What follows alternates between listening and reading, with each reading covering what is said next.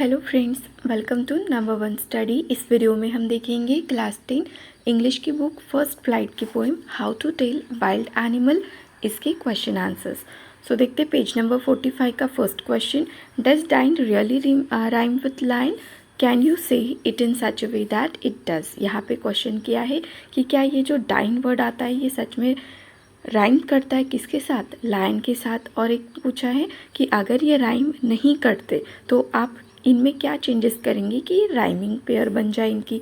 सबसे पहले तो राइम समझते हैं। राइम किसे बोलते हैं ना, अगर पोएम की लाइन्स है, ठीक है, 1 2 3 4, तो यहाँ पे जो एंड में जो वर्ड आता है ये वाला और ये वाला, ठीक है, तो ये कुछ ऐसे वर्ड्स होते हैं कि उनका साउंड जब हम बोलते हैं तो सेम सेम आता है। जैसे फॉर एग्जाम्पल यहाँ पे लेते हैं माइट, ठीक है, माइट, और दूसरा लेते हैं राइट।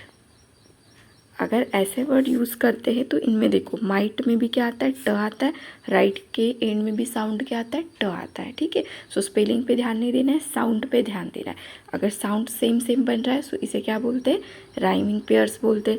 अगर यहाँ पे माइट लिखा है, यहाँ पे राइट लिखा है, इसका मतलब क्या, might right same same sound है।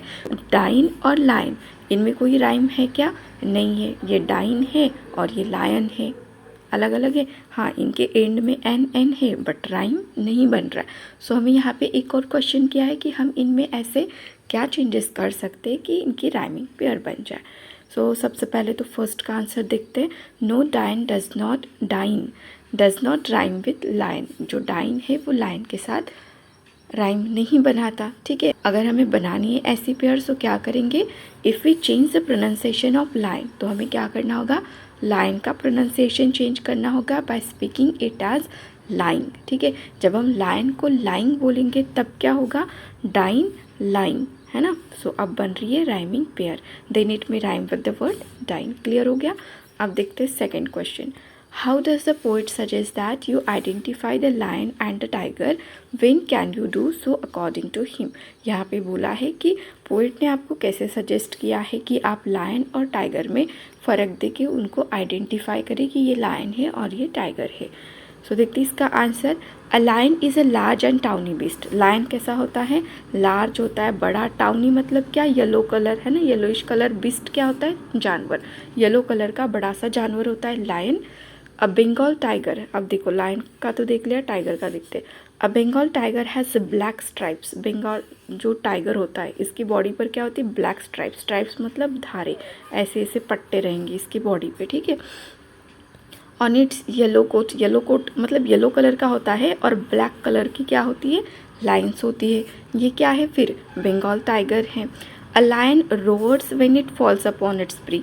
जो लायन होता है, ये लायन क्या करता है, जब अपनी प्री मतलब अपने खाने पर जब अटैक करता है तब क्या करता है, जोर से वो दहाड़ता है, ठीक है।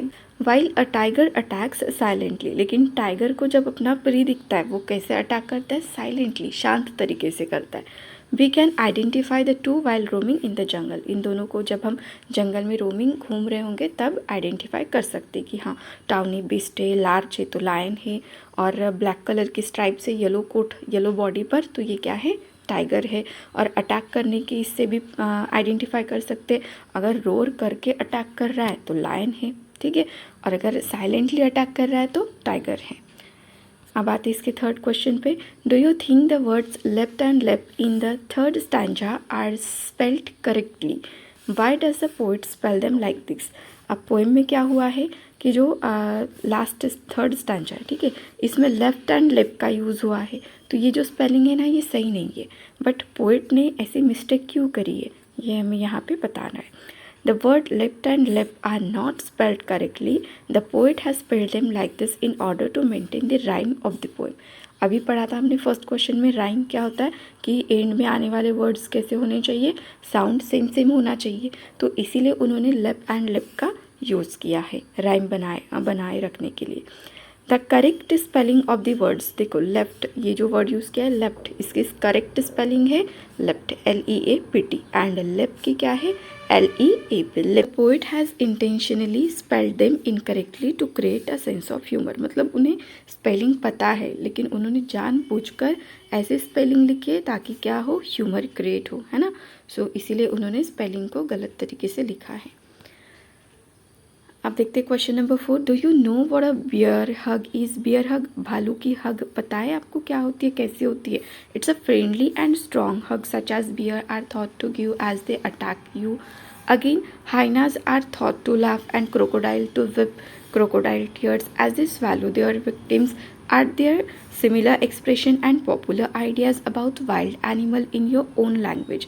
अब यहाँ पे क्वेश्चन क्या किया है कि क्या आप बियर हग के बारे में जानते हो, ठीक है, और ये भी बोला है कि जो हाइनाज होते हैं और क्रोकोडाइल जब वो अपने खाने पर अटैक करते तो क्या करते, हाइनाज क्या करता है, ज़ोर ज़ोर से हंसता है, और क्रोकोडाइल क्या करता है, रोने लगता है, जिसे हम बोलते हैं क्रोकोडाइल टीयर. यहाँ पे एक और क्वेश्चन किया है कि ऐसे कुछ सिमिलर एक्सप्रेशन जो पॉपुलर है, आइडियाज़ वगैरह वाइल्ड एनिमल के बारे में अपनी लैंग्वेज में बताना है. तो देखते हैं इसका आंसर. सबसे पहले इसका आंसर देखते. A bear hug is when the bear hug his prey tightly with both hands and presses him death. क्या होती है बियर हग? बियर क्या करता है, अपने खाने को टाइटली हग करता है, अपने दोनों हाथों से इतना ज़्यादा प्रेस करता है कि उसका मतलब जिसको भी पकड़ा है वो तो मर ही जाता है. अब यहाँ पे एक और क्वेश्चन था, पॉपुलर आइडियाज़ है ना, ऐसे एक्सप्रेशन बताने थे. There are indeed similar expression and popular ideas about wild animals in every language. हर एक लैंग्वेज में वाइल्ड एनिमल को लेकर है ना ऐसे पॉपुलर आइडियाज़ है, ठीक है. जैसे कि देखो फॉर एग्जांपल इन हिंदी में वी से मगरमच्छ के आंसू आना ऐसे बोलते हैं, जिसे क्या बोला जाता है, क्रोकोडाइल टीयर्स. ये कब बोलते हैं हम कि सच में किसी को रोना नहीं आ रहा है और वो रो रहा है, ठीक है, फालतू में, सो बोलते हैं मगरमच्छ के आंसू आना. और दूसरा है हाथी के दांत दिखाने के और खाने के. और हाथी के 2 दांत बाहर होते हैं जिनसे वो खाता नहीं है, खाने के दांत अलग होते हैं. तो अगर कोई पर्सन क्या करता है, मुंह पर कुछ अलग है और अंदर से वो कुछ और है ना, 2 रूप है उसके, तो क्या बोलते हैं, हाथी के दांत खाने के और दिखाने के और, ठीक है. गिरगिट की तरह रंग बदलना, अगर कोई पर्सन बार बार फ्लिप करता है, अभी कुछ बोलेगा बाद में कुछ बोलेगा, ठीक है, पलट जाता है अपनी बातों से, सो इसे बोलते हैं गिरगिट की तरह रंग बदलना. अब देखते हैं next question number 5. Look at the line a novice might non plus, how would you right this correctly. अब यहाँ पे ये लाइन यूज़ करी थी पोएट ने, अनवाइज माइट नॉन प्लस, जो कि इनकरेक्ट है थोड़ी. सो इसे करेक्ट करके कैसे लिखेंगे, why is a poet's incorrect line better in the poem. But poet ने जो लाइन लिखी है इनकरेक्ट है, लेकिन ये पोएम में बेटर लगते हैं, अच्छे लगते हैं, जो कि करेक्ट होगी. सो इसका आंसर देखते हैं. A line a novice might non plus, novice क्या होता है, नौ से किया, ठीक है, nonplus, can be written correctly as a novice might be nonplussed. मतलब माइट बी और नॉन प्लस की स्पेलिंग क्या होती, नॉन प्लस्ड होती. ये सही है, बट इससे अच्छा क्या लगता है, a novice might non plus. However the poet's incorrect line is better in the poem as it maintain the rhyme scheme. क्यों लगता है, क्योंकि ये राइम स्कीम को क्या करता है ना, मेंटेन करता है. मतलब कैसे, देखो, by writing it incorrectly, non plus जो वर्ड है राइम करता है किसके साथ, दस के साथ. मतलब नेक्स्ट लाइन या फिर इसके पहले की लाइन हो सकती है जहाँ पर क्या होगा, एंड का वर्ड होगा दस. सो यहाँ पे क्या यूज़ किया उन्होंने, नॉन प्लस दस, सेम साउंड आता है. सो इसीलिए पोएट की जो इनकरेक्ट लाइन है वो अच्छी लगती है करेक्ट लाइन से. अब आते हैं इसके क्वेश्चन नंबर 6 पे. Can you find other example of poets taking liberties with language, either in English or in your own language? Can you find examples of humorous poems in your own language? अब यहाँ पे बोला है कि क्या आप और भी एग्जाम्पल बता सकते हैं किसके, कि पोइट क्या करते हैं, लिबर्टीज़ लेते हैं लैंग्वेज के साथ. मतलब वर्ड्स को कम ज़्यादा करना, स्पेलिंग में कुछ डिफरेंस लाना, ठीक है, इनकरेक्ट स्पेलिंग लिखना. सो इसका बताना है हमें, और ऑन लैंग्वेजेस में ह्यूमरस के बारे में भी बताना है. Examples. One can find plenty of example in poetry where poets takes liberties with language. ऐसे बहुत सारे पोएम में, जैसे कि a tiger in the zoo में भी हमें मिल रहे हैं ना बहुत सारे. सो बहुत सारे पोएम में होते हैं जहाँ पे पोएट क्या करते हैं, लिबर्टी लेते हैं लैंग्वेज के साथ. तो इसे क्या बोला जाता है, this is called poetic licence. Poetic licence बोलते हैं कि जिनमें पोएट को मतलब ये राइट रहता है कि वो कुछ वर्ड्स के साथ कुछ गड़बड़ करे, ठीक है, मतलब स्पेलिंग में कुछ गड़बड़ कर दे, कुछ भी लिखे वहाँ पे, ठीक है. Poets take such liberties in order to create proper rhyming and rhythm. क्यों करते हैं पोइट ऐसा, ताकि जो पोएम वो लिख रहे हैं ना, पोएम है, सो इनमें क्या बनी रहे, राइमिंग पेयर्स, ठीक है, राइमिंग एंड रिदम बनी रहे. For example in the following lines the word pressed. अब यहाँ पे देखो, ये लाइन यूज़ की है, ठीक है। सो यहाँ पर यूज़ किया है प्रेस्ड, जबकि ये क्या होना चाहिए था, प्रेस्ड होना चाहिए था। So that it may rhyme with breast. क्यों किया है, अब देखो प्रेस्ड अगर यूज़ करते तो एंड में क्या आता है, ड आता है ना, ड, प्रेस्ड। बट उन्होंने यूज़ किया है प्रेस्ड, तो क्या आ रहा है, अभी ट आ रहा है साउंड, है ना। और क्योंकि इस पोएम की जो लाइन है नेक्स्ट वाली, इसमें है ब्रेस्ट, और ब्रेस्ट में क्या है, ट आता है, सो इसीलिए उन्होंने प्रेस्ड को यूज़ किया है प्रेस्ड। अब देखते हैं question number 7। Much of the humour in the poem arise from the way language is used. जैसे लैंग्वेज पोएम ने यूज़ की है, जिसकी वजह से क्या हुआ है, ह्यूमर यहाँ पे क्रिएट हुआ है पोएम में। Although the ideas are funny as well, हाँ, और उनके आइडियाज़ भी फनी है।